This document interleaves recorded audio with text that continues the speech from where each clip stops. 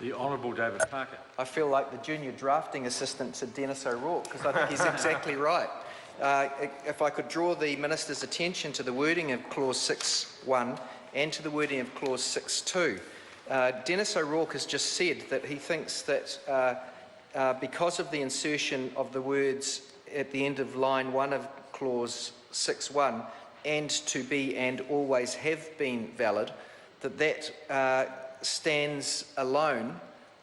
irrespective of the list. Now, he may or may not be right in that, but as to that being the effect of it, but he is right that it's unnecessarily confused drafting, because the same words appear in Clause 2, which says that for the avoidance of doubt, every one of these designations is declared to have been to be and to always have been lawfully set or designated. You don't need to say it twice. So this would be better drafted if, as Dennis O'Rourke suggested, the words in the first time that they appear in subclause 1 were deleted, so that it then reads, every specified bylaw is declared to have been lawfully made despite any one or more of the following circumstances applying to it. And then the list is there from A to C. And then Clause 2 still takes effect to say, to avoid doubt, every designation, I'll read it out in full, to avoid doubt, every speed limit set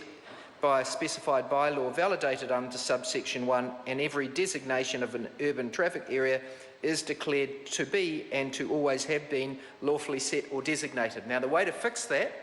is to just delete the words and to be and always have been valid from the first time they appear in Clause 1, and it will still have the same effect, but it won't have the ambiguity that Dennis O'Rourke referred to. So I have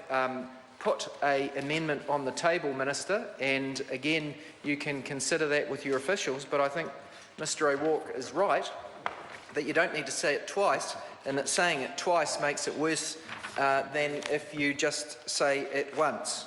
I'll talk for a little bit longer so that the Minister and the officials can have time to consider that before we actually move to the voting stage of the committee stage in this rushed urgency process, because unless I do, I suspect that the Minister might use his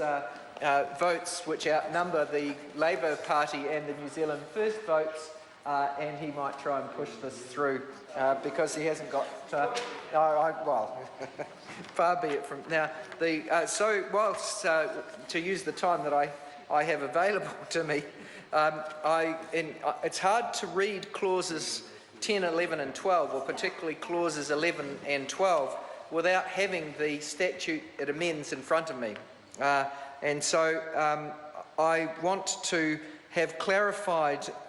by the Minister that the sections that are being amended